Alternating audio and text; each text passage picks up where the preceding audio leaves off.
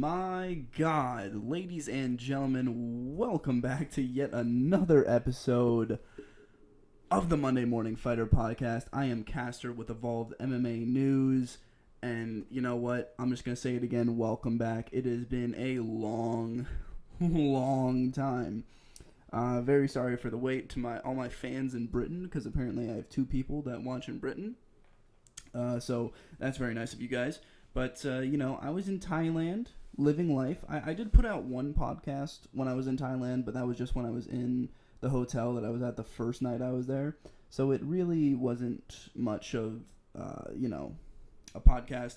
And then for the rest of the trip, I didn't upload at all. I really was not in a position to record with my computer situation, my microphone situation. I had a pretty crappy mic, as you guys could probably hear on that podcast that I put out. I didn't even upload it to YouTube. It was pretty bad. I'll admit that right now. And but also my internet connection situation for most of my trip while I was over there. There were some times when I was staying in huts. There were some times when I was staying with elephants. When I was just sleeping on the bare ground, which was nice, I gotta say. There were also times when I was in hostels and hotels and whatnot where I actually had internet connection. The hostels have really crappy internet connection. And also I shared a room with like 10 other people, so I couldn't exactly, record and upload there. So it was a really, it was a crappy situation for recording and for a content creator such as myself. But you know what? We got through it. We got a new monitor, actually, once I got back to the States. I ordered it while I was in Thailand. Just got it recently. Put it together. Looks beautiful. Love an ultra-wide. But now, ladies and gentlemen, we are in Oklahoma. This is my official setup. I know you guys can't see it because I'm not recording on my camera, but this is my official setup now. It's going to be permanently Oklahoma, except when I move back to Texas for the summertime, or California for the summertime. I don't know where I'm going to be working or what my internship's going to be, but we'll see, But now that that's over with, let's get back to the nitty-gritty, ladies and gentlemen. What is going on in the mixed martial arts world today? Well, I'll tell you, you know what? I'm glad you asked, Charlie. But all we know, for this week is a little bit of UFC 241, a little bit of Stipe versus DC coming up, and I'll get to that later. But, ladies and gentlemen, first off, we've got a couple things going on in the actual world of MMA besides just a fucking fight card to talk about. Just be boring and be like, oh, I could upload this to YouTube regularly. I don't want to make a podcast about it. But the reason that I really wanted to sit down this morning and make a podcast is that before I wrote the episode, I literally just got done watching the, how do I say this? Conor McGregor punching an old man, sucker punching an old man, no less. He sucker punched that motherfucker. What is going on, Conor? What's happening?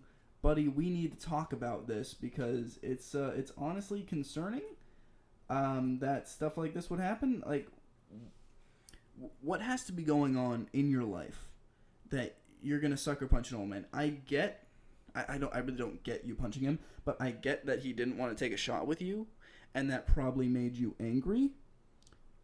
And I don't understand. I understand why that would have made you angry, but I don't understand why you would have punched the man, sucker punched him, because he doesn't want to take a shot of your shitty whiskey. To be honest, I like the whiskey because I like any Irish whiskey no matter how shitty it is, though Jameson is my go-to. But honestly, when a guy doesn't want to take a shot with you, an old man no less, why are you punching him? Why, Conor? Why? This is like so fucking stupid. Like, you are just throwing your life away with all these allegations that he has. I'm really surprised that he's not pulling ASAP Rocky right now and he's not in a jail somewhere doing something and people are asking for him, free Conor McGregor.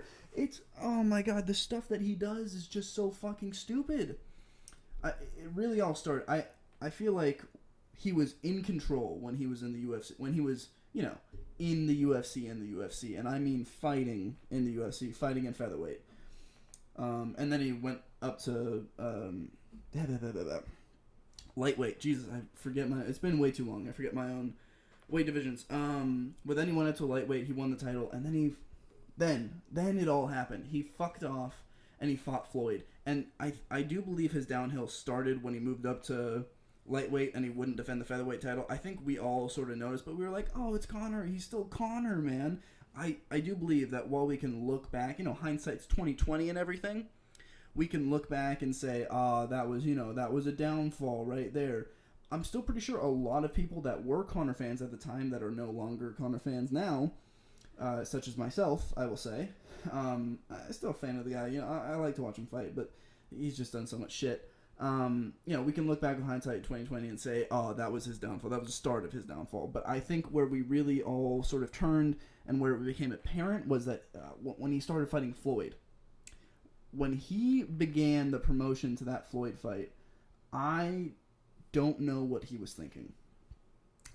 He was just being so arrogant and so much of an asshole with his trash talk. It seemed like something was very different with him in general. Like, his trash talk was fucking hilarious before. Like, you could just... I loved his trash talk before. I would always go back and watch...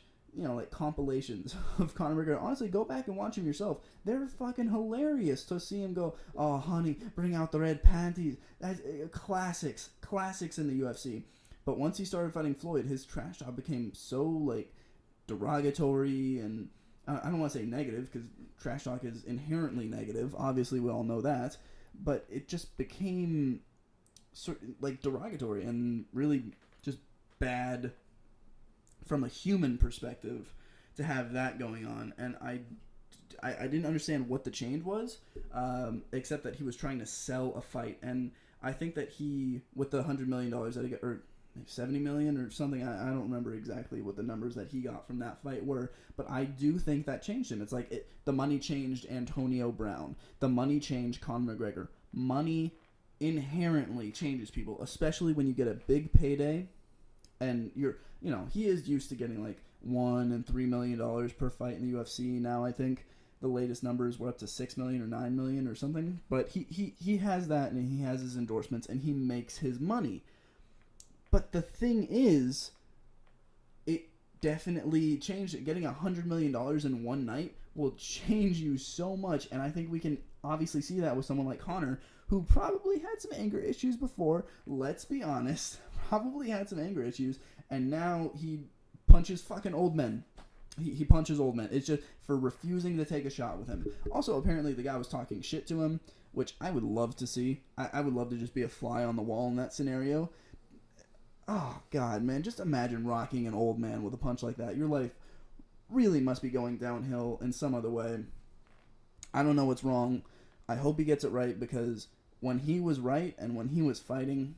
There was nothing funner to watch. I'm not going to say that he was the best fighter in the world when he was fighting, because I think, GSP and Khabib, they have that distinction right now, and Anderson is still fighting, I guess, but, he was up there as having the best trash talk, some of the funnest fights to watch. He backed up his trash talk, and, he always won up to, obviously he lost to Nate, who we'll talk about later, who's going to be on the 241 card, but he always, pretty much backed up his trash talk, and it was fun to see. So I think he's been doing stupid shit lately, obviously, but I really hope he gets his life back together somehow, some way. Man, I don't know. I just I want to see Conor good again, but I don't know if we can ever see that again. And I think those days in 2014 and everything, when he was really on top of the world, those are some good days in the MMA world. Man, break out the red panties, am I right, boys? Alright, let's move on from the Conor situation, because it's honestly sort of depressing talking about all his escapades again and again and again and again and again. I'll probably make a video on it on the YouTube channel another day, just going more in depth and making a more Conor Explain video, maybe going over all the events and everything. But let's move on right now to Cat Zingano, the last bastion, what was the last bastion of MILFs in the UFC. My God, that was terrible. That was terrible. But she has been let go months. I think it was months. It was in December, I believe. But so months after her controversial TKO loss to Megan Anderson, where she got kicked in the fucking eye. I mean, let's be honest. Oh my God, they didn't even give her time to recover. The ref just called it a TKO. It was really stupid the way, when you look at when you look back on it and you see, whatchamacallit, you see, I'm losing the words right now, but you see the replays. Yeah, you see the replays, and you see what the refs were doing. You see what everyone was doing. You see how that kick got her in the eye, and how just Megan Anderson's big toe went into her eye, and they didn't give her, like, you know, the 5 minutes of necessary recovery time that you get after either an eye poke or, an eye poke or a groin shot. She didn't get the 5 necessary minutes. The ref just called it TKO. I forget which ref it was. I'm pretty sure it was Herb Dean, but I can't remember exactly right now. I don't really have any video or anything right here. I'm just looking at my notes right now. I didn't write down the ref. But when you look back on it, it was a shitty loss to have, and it shouldn't have been there. Now, she released a statement after she got released. I'm not going to read it right here. I read it earlier. Look it up if you really want to hear it, but the gist of it is that her release was mutual with the UFC, and she just didn't want to take an ultimatum. I'm pretty sure that it wasn't. Maybe she was pissed off at Dana and she just wanted to go fight another organization, but she was in the UFC and everything. And when you look at the context of the situation, to be honest, let's all be honest, to be released after such a controversial, stupid loss is in itself stupid. But she is, admittedly, 1-4 in her last 5 fights. The writing was on the wall for that to happen. Even if you're 1-3 in your last UFC fights, only the GOAT Artem Lobov can survive that sort of onslaught of losses in a row. Her only win came against Marion Renaud. I think I'm saying that name right. I'm just kind of using that from memory right now. But that's been her only win in her past 5 fights. But still, she's a fan favorite. I personally love Kat Zingano. If you've ever seen her on the Joe Rogan podcast, that was a great episode, and she gave such a great interview. Unlike Andy Ruiz this past week, my God, what an idiot. But there's a reason that episode was 58 minutes. But she's a fan favorite, as I said before. She'll probably be picked up right away by Bellator, or maybe Invicta. You never know. You never know with these MMA companies who's going to pick up who, because they're actually really fighting for free agents right now. It's kind of interesting to see. Shit, sorry. Got something caught in my throat. But it's actually kind of interesting to see all these organizations kind of come up right now, because I remember, hell, even 5 years ago when, I think Scott Coker was hired 5 years ago, I do believe. But even 5 years ago, the UFC was the only show in town. They had bought Pride, and they had shut it down. And they pretty much had not a monopoly on MMA, but pretty much a monopoly on the world of mixed martial arts. And it was crazy to see now in these past 5 years, ONE FC is really on the come up. Bellator is obviously on the come up. They're on, it's not Spike TV anymore, is it? Paramount Network? Is that their network, I think? Yeah. So they're on Paramount Network now, and they let their fights be shown, or is it on DAZN that you have to pay for their pay-per-views? I don't know. But their free cards that they put out are on Paramount Network, which obviously not the best network to be on. But still, they're on TV in the greater United States.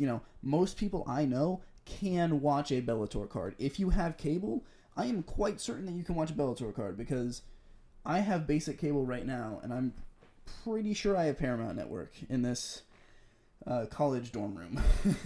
So if I can watch it, I'm pretty sure most people can watch it. And nowadays, Bellator, Invicta, obviously Invicta's not as big, but Bellator, Invicta, ONE FC, bare knuckle fighting championships. PFL is on NBC Sports. These last 5 years have been so fun for MMA and the growth of MMA that we can see new organizations rise up out of the ashes. Out of the ashes of Pride. There we go. My own misquote can count for a good quote right there. Yes, there we go. That's what I'm trying to say. I'm tired right now. I don't know what's happening, man. But let's move on, since Bellator doesn't have, a card this weekend. Let's go right into the main event of the evening. UFC 241 with two of possibly my most anticipated fights of the year, plus a third one that is extra spicy. Mwah!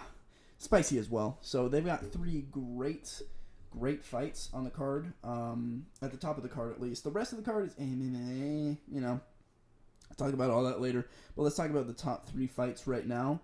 Stipe DC, Showtime, Anthony Pettis, and Nate Diaz, and obviously Yoel Romero and Paulo Costa, the Juice Boys. They're definitely juicing.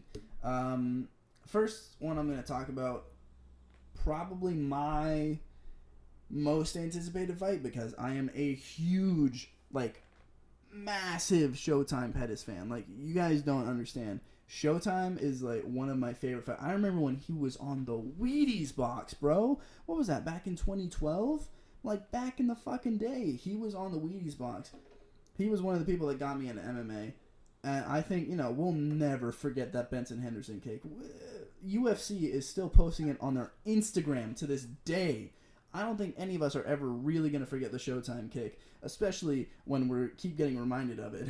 That, what did happen in what was the organization? I'm trying to think, because it wasn't Bellator, but it was the one that went over in the UFC, and they merged, and they brought the champions over. WEC, thank God. I'm trying to think. I'm like, Uriah Faber was a champion, Cruz was a champion, Showtime was a champion. I'm just trying to think. It was WEC. So he was the WEC champion. He was the UFC champion for a time. He was on the Wheaties box, and now he's fighting Nate Diaz, coming off of his loss to Tony Ferguson. And honestly, you guys, in my humble opinion, I believe that Showtime is going to knock this fight out of the fucking park. You know why? He has been on a tear lately. He really has. I think the last time Nate fought was Conor 3 years ago. And while, I don't doubt he's been training, even when he was here and fighting, he really wasn't the most dominant 155-pounder I've ever seen. And, I think ring rust is going to betray him in this fight. His lack of training, or maybe lack of... I don't know. What was he doing? Smoking weed? That's what I do. And I'm obviously not a UFC fighter. But, honestly, I really think that he was just a great matchup for Conor. A horrible matchup for Conor. Because he is long and lanky and tall, and he can stay out of Conor's short fucking range. And he's he's big for his size, but he also can't go up to 170 because he can't fight there. As he's whoopsie-daisy. As he's sort of shown when he fought Rory McDonald. So he kind of showed that. But you know what? Showtime, honestly, he has had a resurgence of late. Even with the Tony loss, which was ugly, he looks back better than ever. But possibly not better than ever, because that Benson Henderson cage kick is probably the best you're ever going to see of Showtime Pettis. I don't think he can get back to that level. But, he has had a definite resurgence up to somewhere around that level of when he was the UFC champ. And I don't know if he can become it again or if he will become it again, but I watch all of his fights, and honestly, he's one of the greatest. So that's great. What's up? Oh, man. You think I was tired or something over here? Isn't like I just drove halfway across the country from California to Oklahoma. But yeah, so last time he actually fought on the same card as Stipe was 226 in Vegas. He secured a beautiful triangle choke on Michael Chiesa, and I got to witness it in its full glory, live from the nosebleeds. The other thing I got to witness that night was, unfortunately, Stipe losing to DC on a lucky punch / eye poke. Yes. I am one of those conspiracy theorists. I'm so sorry. I'm also a huge Stipe fan. He cemented his status as probably my favorite fighter with that JDS knockout. Honestly, that was oh my God, one of the performances of the year for me. Just seeing a man maul JDS and bring him around the ring. I had seen his previous fights. I saw where he won the belt with Werdum and everything. But I just think, oh man, that JDS fight was so good. And I've been a fan of him for a little while, but I never really considered him, like my favorite fighter or anything. And he definitely cemented himself, at least for the year of 2017? Wow, this was a long time ago. I'm talking about shit that happened while I was still working at Trader Joe's. But 2017, I believe, And so, in my humble opinion, DC is a dirty fighter, and I really don't like him. That's just, Personally, I want Stipe to take care of business. It's just what I want to happen as a fan. And I know, that being said, I really want to push my personal feelings aside because I don't know who's going to win this match. I want to say, in my fandom, Stipe, but it's just not... That's not how the fight's going to go. And I'm not saying that Stipe's not going to win, but it's not going to be a dominant, just boom, one punch knockout or a JD. Like, he's not going to chase him across the cage. DC actually puts pressure on people as well. And, he's an elite fighter in his own right. So I don't think that's the way it's going to go. DC's obviously shown that height and reach really don't matter too much to him in the striking game. And his wrestling is probably, get this, better than Stipe's. So weird that I, as a Stipe fan, will admit that, but it is probably true. I mean, Stipe has never made the Olympic team, but we all know Henry Cejudo has a gold medal, right, boys? Yes, we do. Also, incredibly, he weighs more than Stipe. DC weighs more than Stipe after his bulk up. Now, I know that Stipe is a fierce striker, one of the greatest heavyweights of all time. I dubbed him that myself when I was in the lead up to the previous DC fight. But I really can't say for sure whether or not he's going to win. It's a toss-up for me. It's a 50-50 chance. 55-45, either side. I don't know. It's really a toss-up for me on this one. I can't really pick one that will win in my mind. But I'll talk about it later when I go through the fight picks. Let's just talk about a more fun fight. Because after all this time... Father and son are finally fighting. The USADA testing match. The Golden Snitch's wet dream. Romero Costa. Ladies and gentlemen, it is here. This is the juice match, baby, because they are both, for sure, on steroids. That's right, I said it here. I just confirmed it, what Jeff Nowitzki never could, that Yoel Romero and Paulo Costa are on steroids. It's just what happens. I'm a huge Romero fan. I'm a huge Costa fan. I remember last time he fought on a card with Steve. This is like 226 all over again. What the hell? But last time that Costa fought on on the main event of a card, I think it was against Uriah Hall at 226. I can't remember all of his fights for sure. I'm not looking them up right now as we speak. But yeah, Romero's coming back from that stupid loss against Whitaker at 225, which I scored for Romero. Easily. He won that fight. Let's all be honest, ladies and gentlemen. I think that Yoel Romero won that fight. However, we're going to turn that and be like, fine with it, whatever.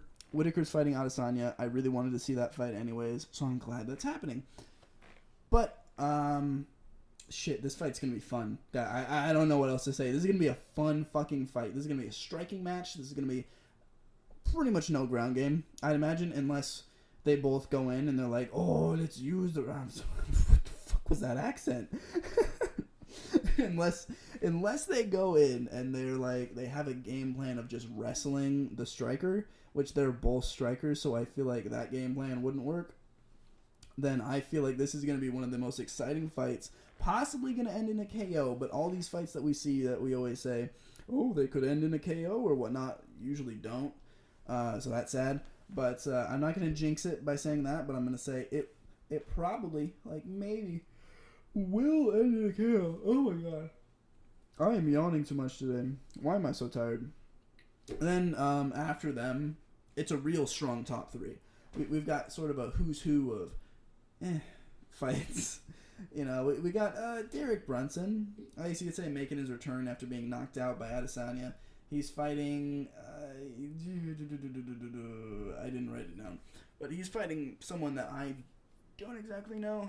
I've been out of the game for a little while now, but so I really don't know. Then we have the typical sort of second fight on the card, filler fight, which is a featherweight match between Sadiq Yusuf and I forget the other guy's name, but you typically see this in every pay-per-view card. They have one fight to sort of start it off really nice and really an interesting fight, and then they have a filler fight, which I don't get.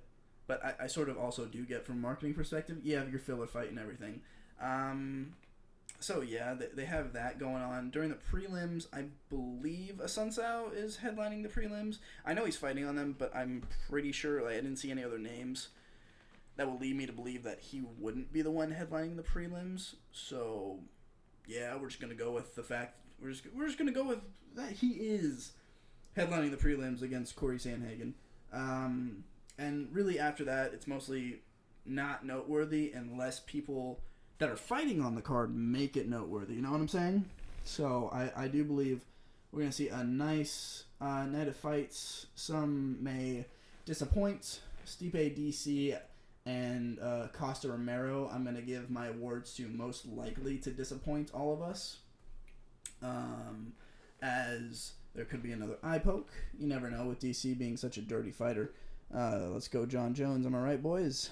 There could be another eye poke. There could be just a flash knockout like what happened next time. Someone's chin could give out. It could turn into an all-out wrestling match where they're just trying to go for points on each other like they're in the NCAA finals again.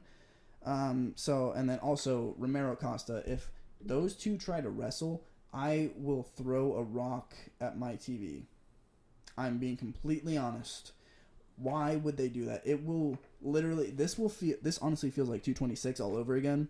The fights feel the same, and the anticipated heavy big hitters fight is either Pettis or Pettis Diaz or Romero Costa, and I'm gonna say it's Romero Costa right now because I know Showtime is gonna go out and show out. Like I know it, and I know Nate Diaz doesn't give a fuck, so he's gonna go out. But I think the Romero Costa fight. Who knows what they're going to do? Are they going to go for wrestling? I hope not. But if they go for wrestling, or if one of them has back spasms like what happened last time with Derek Lewis and Francis Ngannou, then you know what? It's shit. I don't know what's going to happen, man. I'm going to throw like I said before, I'm going to throw a fucking rock at my TV. God, I really don't want that to happen. But, so unless the other fighters... at the bottom of the card on the UFC Fight Pass prelims, which Dana loves to sell to us, unless those fighters and the other fighters on the prelims make it interesting, it's going to be sort of an fight.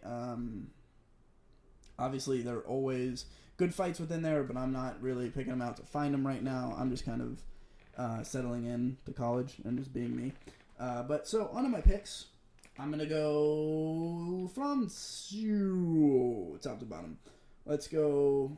Yeah, I don't know. See, it's still a toss-up for me on Stipe and DC.